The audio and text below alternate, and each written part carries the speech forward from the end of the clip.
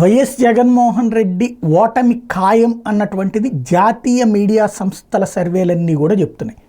తాజాగా వాళ్ళు ఇచ్చినటువంటి సర్వేలు ఎస్పెషల్లీ విశ్వసనీయతకి దగ్గరలో ఉండేటటువంటి సంస్థలుగా ఇండియా టుడేకి, టైమ్స్ నౌకి పేరుంది. ఇవి రెండు పరస్పర భిన్నమైనటువంటి ఇచ్చినాయి. కాకపోతే ఇండియా టుడేకి, మై యాక్సిస్కి ఎక్కువ విశ్వసనీయత ఉంటుంటుంది. దాంట్లో వచ్చినటువంటి సర్వే ఏకంగా 53% ఎన్డీఏ కూటమికి ఆంధ్రప్రదేశ్లో ఓట్లు వస్తాయని తేల్చింది. కాబట్టి దాదాపుగా జగన్ పరాజయం తప్పదన్నటువంటిదే తేలుతోంది. India Today, Axis My India ఏకంగా 21 నుంచి 23 స్థానాలు, అంటే వైఎస్ఆర్ కాంగ్రెస్ పార్టీ కేవలం 2 నుంచి 4 స్థానాలు, క్రిందటిసారిది అటు ఇటు అయినట్టు అనమాట.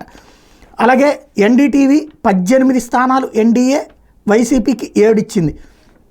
ఏబీపీ సి ఓటర్ 21 నుంచి 25 ఎన్డీఏ, 0 నుంచి 4 వైసీపీ.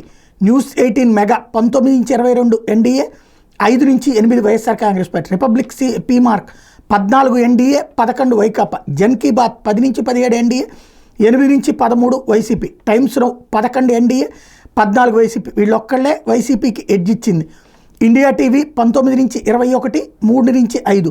టుడే చాణక్య ఇది కాస్త ఇంతకుముందు ఇచ్చింది, భారీగా మెజార్టీలు వైసీపీకి ఇచ్చింది, ఇప్పుడు అదే తెలుగుదేశానికి ఇచ్చింది. 19 నుంచి 25 ఎన్డీఏ, 0 నుంచి 6 వైసీపీ. చాణక్య స్ట్రాటజీస్ 17 నుంచి 18 ఎన్డీఏ, 6 నుంచి 7 వైసీపీ. రైజ్ 17 నుంచి 20 ఎన్డీఏ, 7 నుంచి 10 వైసీపీ. టోటల్గా 10 నుంచి 12 ఎన్డీఏ, 13 నుంచి 15 వైసీపీ. ఇక్కడ ఇందులో కనబడుతున్నటువంటిది రెండే, ఒకటి 1, తర్వాతన టైమ్స్ నౌ 1, అట్లాగే జన్ కీ బాత్ కూడా 8 నుంచి 13, అంటే 13 అంటే కాస్త ఎడ్జ్ ఇటు వచ్చినట్టు. బట్ ఓవరాల్గా చూస్తే మెజారిటీ జాతీయ ఛానళ్ల లెక్కను చూస్తే జగన్ ఇంటికి వెళ్ళడం ఖాయం.